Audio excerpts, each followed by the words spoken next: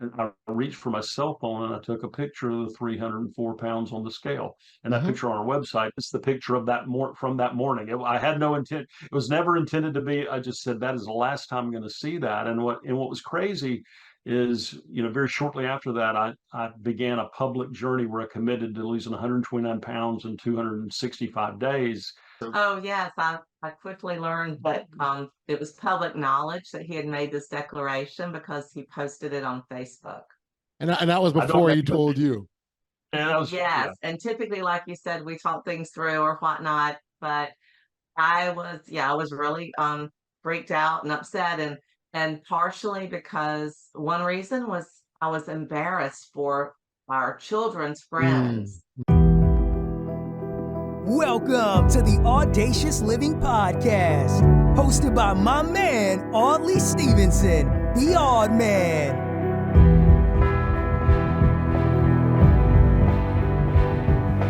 Greetings and salutations. Welcome to the Audacious Living Podcast, where our goal is to help you live your best audacious life ever. It's always a pleasure to have you here with us, and I appreciate the fact that you've taken time out of your day to tune in and check out the podcast. Now, in today's episode, we explore the idea of rethinking weight loss and living audaciously. Just as a sculptor who takes a block of marble and transforms it into a beautiful masterpiece through careful and intentional chiseling, we too can reshape our lives by thinking differently about how we perceive weight loss. Alan Thomas is a seasoned weight loss coach and transformation expert who's helped countless individuals achieve their health and wellness goals. He's here with both his wife, Angie, and himself to share their story of their weight loss journey together. With over a decade of experience in the field, Alan brings a wealth of knowledge and, of course, his personal insights to the table. His expertise in weight loss and his journey of shedding over 100 pounds makes him a perfect guest for today's episode. I think his approach is so unique, and the way he approaches weight loss and his commitment to helping others live healthier lives align perfectly with the theme of rethinking weight loss. So now that we're set, let's introduce you to the husband and wife duo of Alan and Angie Thomas. Enjoy.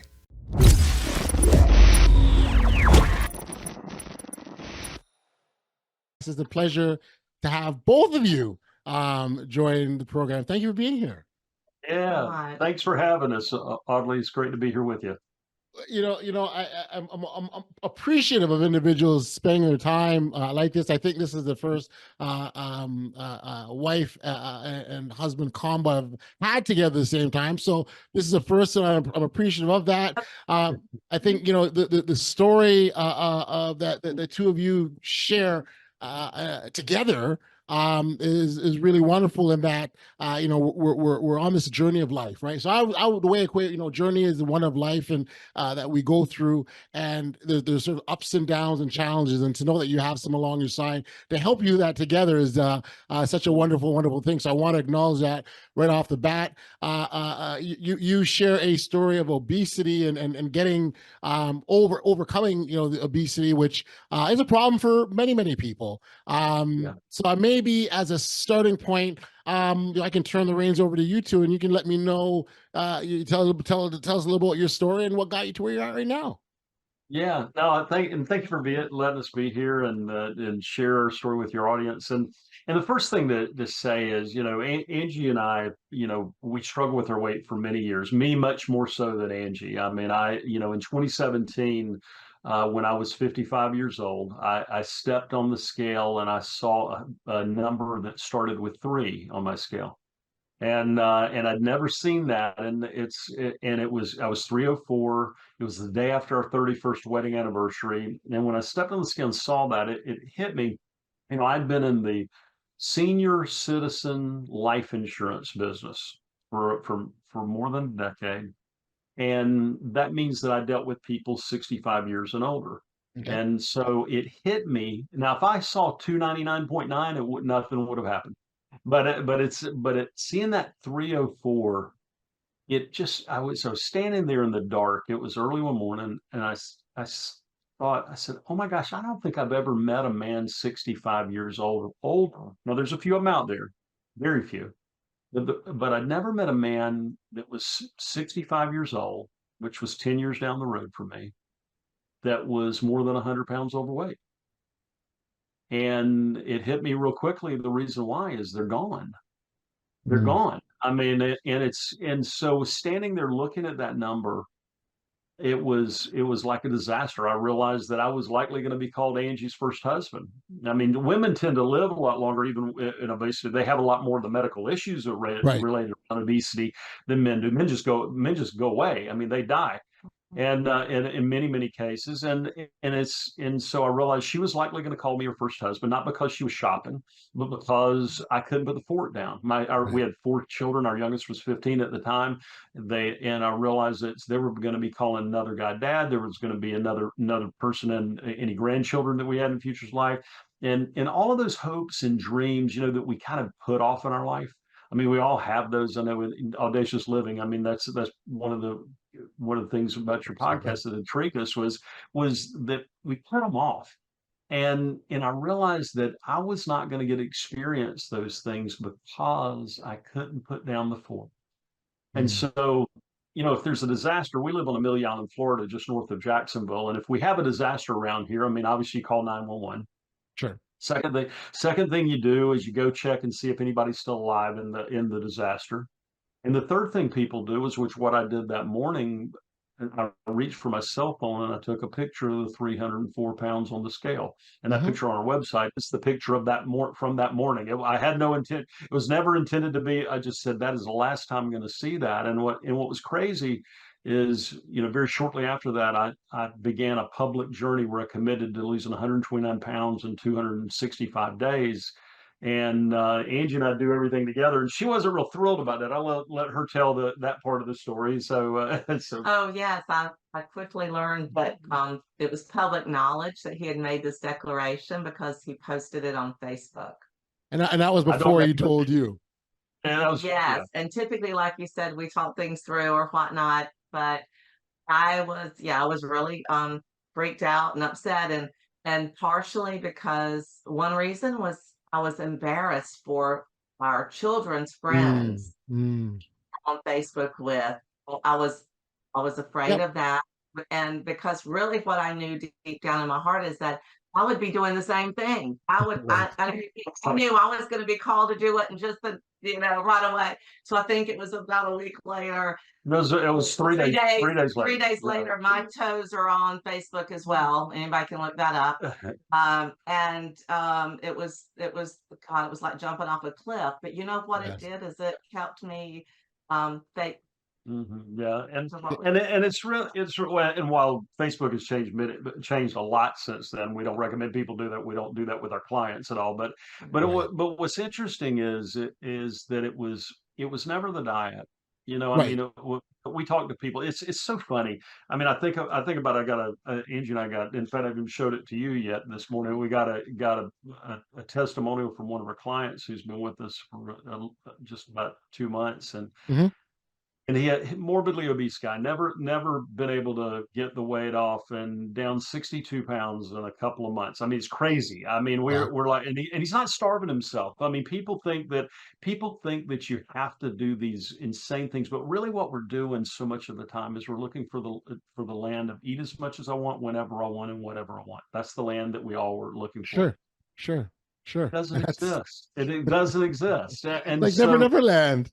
and so I mean, it's kind of like the land of drink as much as you want if you like alcohol. I mean, nothing wrong with it, having a drink if you can handle it, but you can't drink it. You can't just go on forever and ever. And we faced it, in a bold way. We committed to releasing the weight in 265 days, and people were very encouraging to us all, but this one guy that he was I don't think he probably struggled with more than half a pound overweight in his entire life. He was a fitness trainer, and he caught wind of it. He says, "There's no way you make your date." And I had one answer for him. It was, "Watch me." And so I did. He was right. I did not hit our target in 265 days. We hit it in 260 days. And so shows what he knows. And I don't say any of that to impress anybody. I should have never been 304 pounds. But what I say to people is impress upon you. And this is what's interesting with our clients. So when we started working in this field, it was not something we ever planned to do.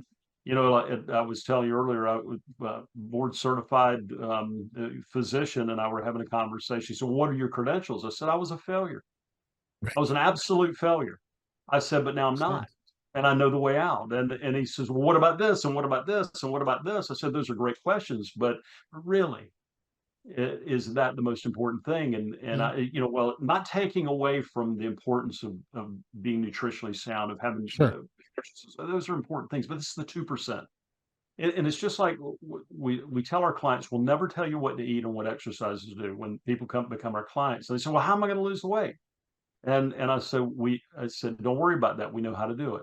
Just trust us. But it's so funny. One of our clients who's dropped almost 200 pounds, he came to us and he was in a wheelchair if he had to walk more than 10 feet. And he was somebody he was over 400 pounds, and he'd never been on a diet in his life. Never Wow. met one. He said, but you told me you wouldn't tell me what to eat. How am I going to lose the weight? I said, well, let me ask you this. I said, what would you do if your wife and your two daughters, so I know he's a great dad, he's a really good father. I said, what would you do if they had a gun to their head and they were taken hostage, and you get a call, and the only way to get them back is to go from where you are now to your ideal weight. The weight, then we define ideal weight as the weight that that the creator made us to be at your present age. And Hmm. you won't find that on a chart, but everybody knows it. Hmm. And they know that number. And I said, what would you do if you couldn't ask anybody's opinion on what to eat? You couldn't consult any technology, any physician, Right. any Right. dietitian, any medical professional, but you had to eat healthy, so healthy that your doctor would be impressed with how healthy you ate.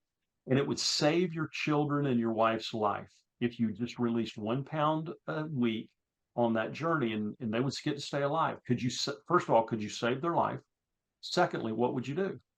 And he said, yeah, I'd save their life. I mean, everybody, it's heck yeah, Sure. I'd save their Sure. life. Yeah. Yeah. And I said, well, what would you do? And he thought for about 30 seconds. And he said, I got it. I know what I'll do. I said, what you going to do? He said, and he was dead serious. It sounds comical to say it now, but he says, I'm going to eat less. I said, I said, that is where you start. Because what we've done, he had done, and as I said, he's ended up having a journey that's been one of the most impressive journeys that we've ever seen, Hmm. of how, because you have to become an expert on yourself. You Right. have to take responsibility for it. Some people are going to do better on caloric restriction. Some people are going to do better on keto. Some people are better on intermittent fasting. Some people are going to do better with more carbs. Some people are going to do better with less carbs. Some people are Yep. going to do better with XYZ. But if we lock what we do, people ask us all the time, so how are you able to get, like somebody who walks with a walker and has fused vertebrae, can't even exercise, and he's one of what I call a unicorn. He was 388 pounds at age 70. How can you get somebody like him to lose 170 pounds? Right. I said, because we lock him in the room with this monster, we teach him how not to quit. Mm. Mm. And it's so interesting. But what's interesting too, oddly, is that it's almost like our creator, and I won't, Yeah. but it's almost like our creator is saying, if you'll get this simple thing handled, Yep. you Yep. get this simple thing handled, I'm going to open up floodgates in other areas of your life that have nothing to do with your health and have nothing to do with your weight. That's right. That's right. That's right. But and at the same time, they very well could be connected. And you just not know that. Yeah, I mean, it's like one of the things we always do. We ask our clients to please tell us the things that have nothing to do with the aha moments when it's like it wouldn't have happened had I not been on the journey. That same individual, he called me from New York. This has been a few years back. He called me from New York. He says, Alan, this is one of those times I'm in New York City. Just had one of those things happen. I promised to call you about one of those, kind of magical moments. Hmm. I said, what happened? He says, well, I'm with a company that's got 40,000 employees. I said, yeah, I know the company you're with. And he said, they just awarded me the International Sales Award. I said, really? I said, it is all because of my weight loss journey. I said, really? No joke. I said, but I'm confused. I said, when did you switch from operations to sales? He said, well, that's what reason I'm calling. I didn't. They've never, I'm still in operations, and I won the International Sales Award. It's the first time in our company's, I forget how many decade or 100-year history that they've awarded to somebody outside the sales division. because again, there's magical things waiting on you Yep. on the other side that Yep. taste I love way it. better. It tastes way better than the next bite of food. I love it. No, I do love it. And you're so right. On the other side was all the greatness lies. We've just got to take that step to get to that place, right? And I want to actually go back earlier because it's something I think is important that I think Angie you touched on when you talked about the embarrassment of this thing being on on Facebook, right? Shame and embarrassment and guilt is a big part of what we're dealing with when we talk about these journeys that we've got 100%. to go down. And so the idea is coming face to face with that monster, and you lock them in the room, and you guys got to figure it out. It's really, really important. I mean, it's comical in a sense, right? But what we're talking about here, but the reality is if you're not looking at what you've got to deal with dead on, right in the eye, front and center, you're focused on what it is, as opposed to kind of looking to somewhere else or looking or being distracted with other things, you're not going to get to where you need to be. And I know we're talking about the context of weight loss, but this can apply to a whole host of things in our lives. It does. I mean, no, you're spot on, and it's and when when you face it boldly in that way, there's always a way for the committed. I mean, there Mhm. just always is. I mean, it's like people that tell me they don't know what to eat. I'll ask them that same question I asked that gentleman that lost nearly 200 pounds, and they always know when somebody else's life is on the line. When somebody else is Right. like when I put it in that context, but when it's their life, we always believe that we can kick it down the road. There's always, but we're here, we're like vapors, man. We're not going to be here long. Even when if we live a very long life, Right. we're living in an age where with medical science, if you take care of yourself, you likely could live till you're 90 or 100. I mean, there are people doing it, and it's probably going up, but it's still like a vapor, and it goes Right. quickly. And Yep. so, but we think we can wait, and you don't know when your number's up. And this thing around obesity, it's scary, man. It's every 7 seconds to 11 seconds somebody dies from an obesity related illness worldwide. 7 to 11 seconds. It depends on where. 90,000 more people will be obese today than were obese yesterday. the Mm, the third, you know what the third reason for divorce is in the United States of America? Weight gain. really? Weight gain. Yeah, it's infidelity is number one, finance is number two, weight gain's number three, and we act like it's not important. But see, it's just so, and we hear it so often. It's like my wife loved me at 300 pounds. She was dedicated to me, but did she have trouble loving me when I got rid of more than 100 of those pounds? Right. No. I No. mean, No. it's ridiculous. And you remember the fable, "The Emperor Has No Clothes"? Remember that fable? No. It's where Remember. the emperor, they're dressing Oh, him in yes. no Yes. clothing, and Yes. Yes. everybody's like, Yes. "Oh, Yes. oohing and eyeing." The Yes. only person who doesn't know that the emperor's standing there naked is the emperor. Emperor. That's what being obese is like. We work with all these coping mechanisms. We soften it to ourselves so much just to survive, just to survive. And we know deep down that when you can't get into a booth in a restaurant without moving the tables Yep. around, Yep. that I mean, all those and all these things. When you have to ask for the seatbelt extender on the airplane, most embarrassing thing in the world. I mean, and all these things, we think other people don't know. So is it a surprise when people saw my scale? No, they probably thought I weighed more than that. I mean, Mm. it was, we hide from it. And so by not hiding and just addressing it boldly. Yep. Yep. So I know how you talked about the your journey, right? I wonder if you can maybe give me more details on sort of what the starting point was for you. So you looked at the scale, you saw that 3-digit number Yeah. that you weren't really impressed with. You put it on Facebook, you embarrassed your wife. But then what? Like, so what was sort of the next steps after Well, that? yeah, I mean, 35 years of going on diets, I knew what to eat. Come Sure. on. I mean, And come you know, on. I think most people do. I don't I think. mean, and it's like we recently spoke at, and we were asked to speak at a No Sugar Summit that had 60, 70 speakers. We're the only one without a PhD, an MD, or some XYZ at the end of their name. I mean, and they had us on there. It was so intriguing. It went the question. I said, okay, so let's think about sugar for a minute and weight loss. Okay, do you really believe you can eat massive quantities of sugar and lose weight? And everybody answers no. Everybody knows it. They come to the conclusion. It's like all of our clients when we get them to focus on the rethinking, rearranging of how the mind thinks about it. You come to the conclusion that, hey, Real food works better than processed stuff. Oh, go Yes. figure.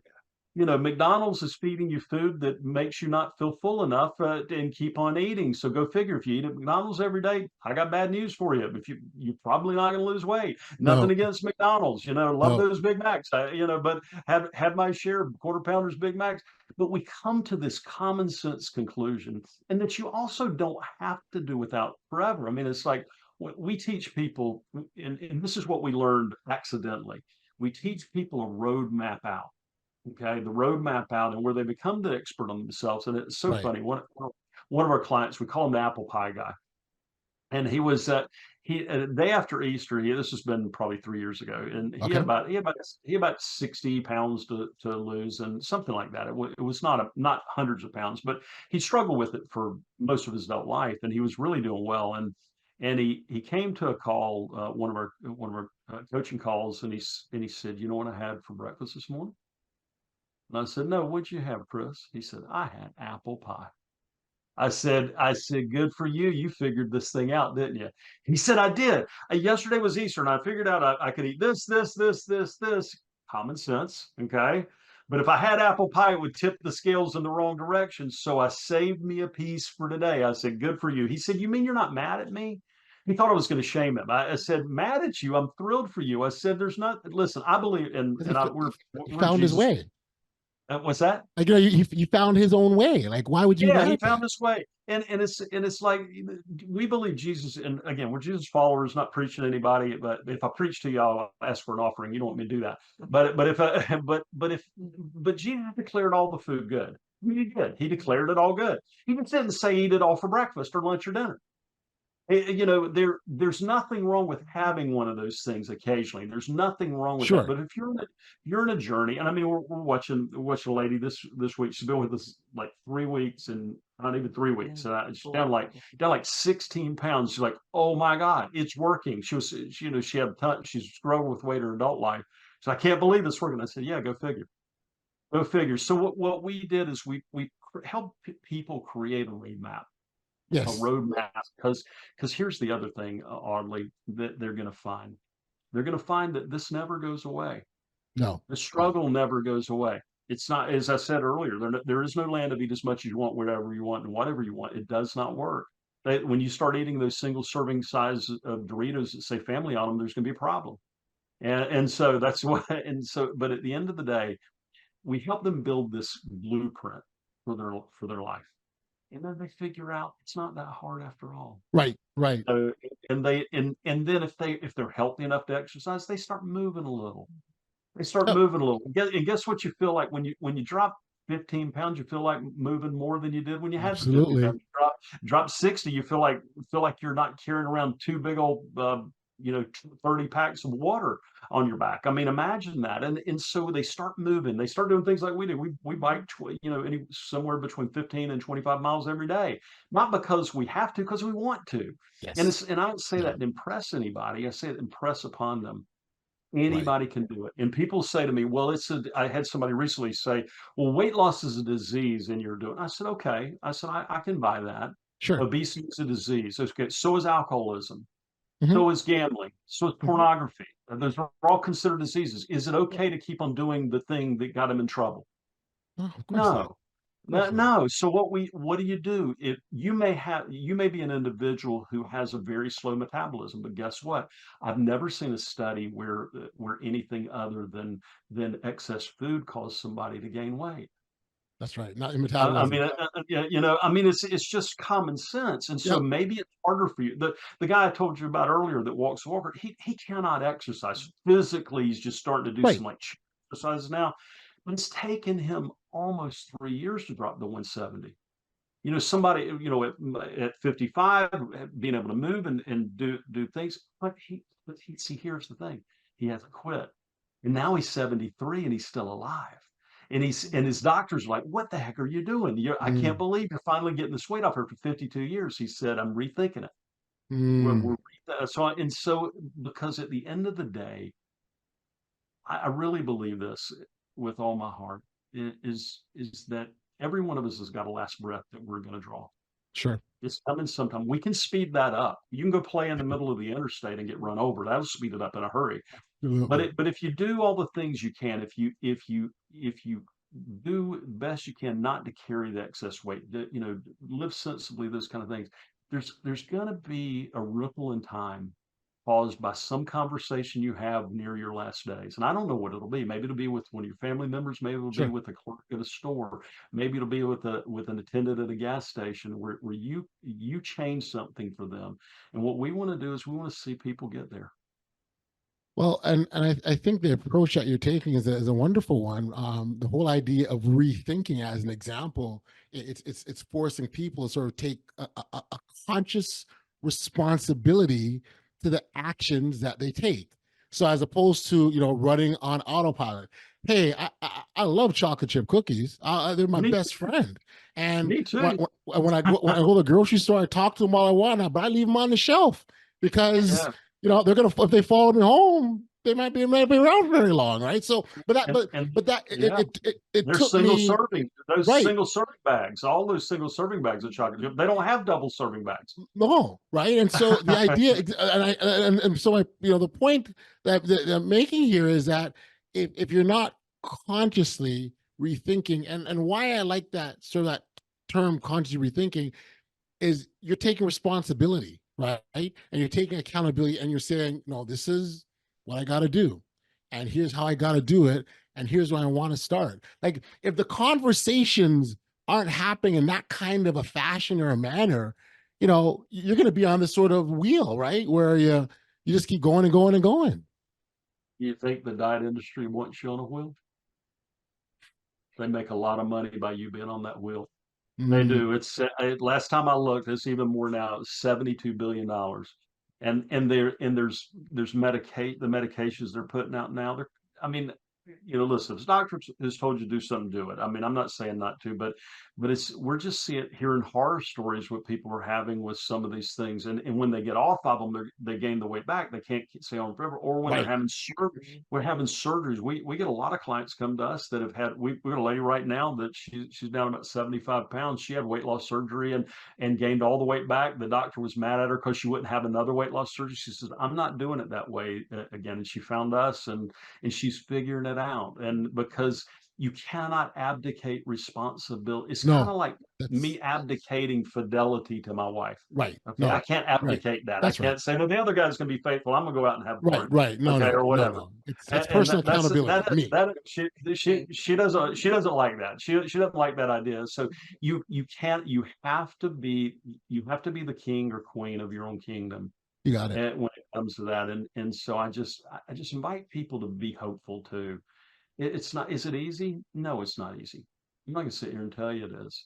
And I believe it's one of the hardest challenges, addictions, diseases, whatever, however you want to frame it, Agreed. to overcome. Agreed. It's like when I reached my ideal weight, one of my closest friends for time since I've been 18 years, since I was 18, which I'm 62 now, so on this recording, and it's a lot of years ago. But when I reached it at age 55, he called me up. He said, Alan, man, I'm so proud of you. But he had struggled with alcohol and drug abuse until he got sober in 93. And this was 2017. And he said to me, I'm really proud of you. I knew you could do it, but you've got it harder than me. And I said, what do you mean? You're an alcoholic. He said, yeah, I'm an alcoholic and a drug addict. I haven't had a drink or drug since 1993. He said, but I don't have to have any alcohol or drugs as long as I live, but you got to eat. And I can tell you, I was driving my car and I almost wrecked my car. And, because we're not going to go on with these 400-year fast or 40-day fast. Right. All we'll do No. we'll just prove we're not Jesus. That's all. You've got to figure out how to do it in the confines of being full and being and eating reasonably in enough deficit to where you can release the weight. And it's not easy. I'm not going to tell people it is, but it may honestly, when the way we got into the work that we do, I had a mentor, Angie, my longtime mentor, who just passed away from pancreatic cancer, Dan Miller, 48 Days of Work You Love. He told me, he said, man, you want to coach people in this weight loss stuff. And I said, man, that's the dumbest thing I've ever heard. I don't want to tell people what to eat. And so, but not long after that, about a month after that, in 2019, a Yep. guy called me and he was just begging me to help him. He said, "Will you help me?" I said, "Okay, I'll give you some sessions for this price." And it Sure. wasn't a lot Sure. of money, but to me, I was just, but I really was kind of dreading it. "But you have to know this. I'm never going to tell you what to eat because it's not your Right. problem. That's right. And do you have to change what you eat? Of course you do. I'm never going to tell you what exercise to do because that's not your problem. Did you exercise? Yeah." But what it unfolded was, and the reason I did is because I heard myself.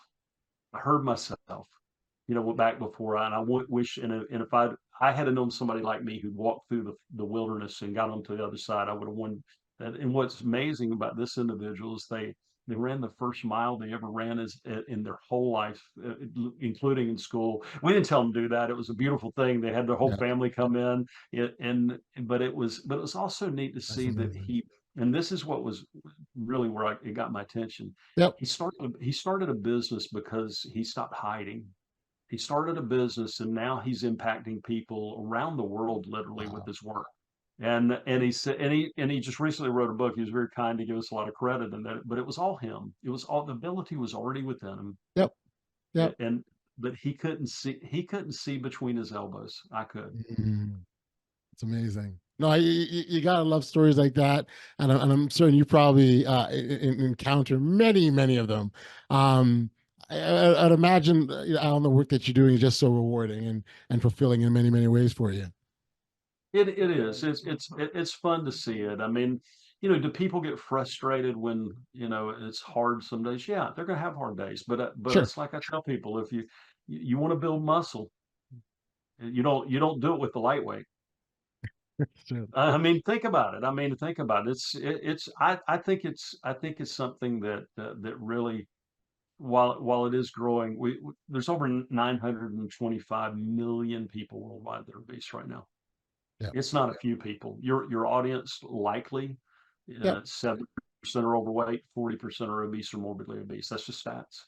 That's just numbers. Yep. What's Yep. sad about it is their hopes and their dreams and their potential is being locked up because of the shame around the emotion. You said it. You really brought it up, and you're spot on. The emotional consequences of obesity are way worse than the physical consequences, and the physical Yeah. consequences are life and death. Yeah.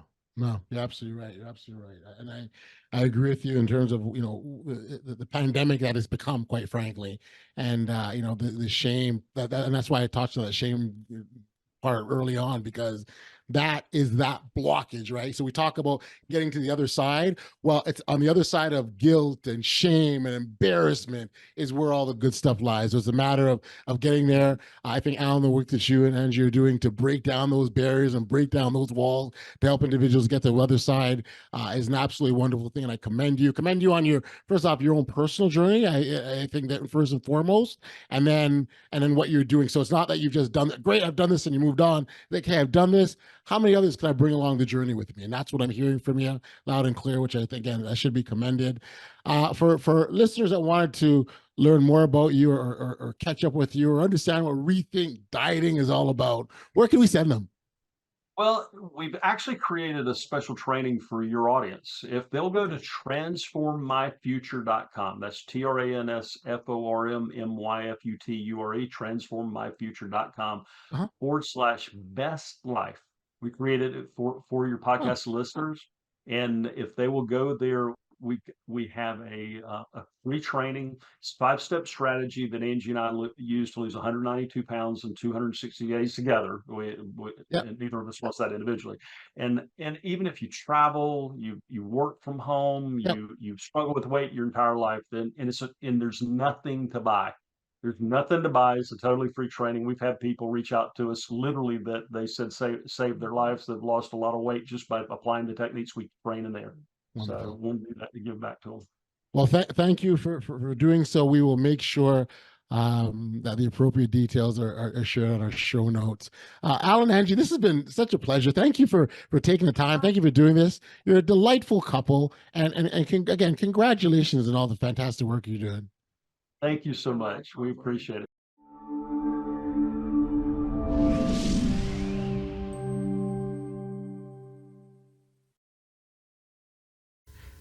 Back we are here on the podcast, and much appreciation about Alan and Angie for being here. During the conversation, when you think about the main takeaway, it's really the importance of taking a conscious responsibility for our actions and decisions when it comes to weight loss. By rethinking our approach to food, exercise, and overall well-being, we can create a sustainable and healthy lifestyle for ourselves.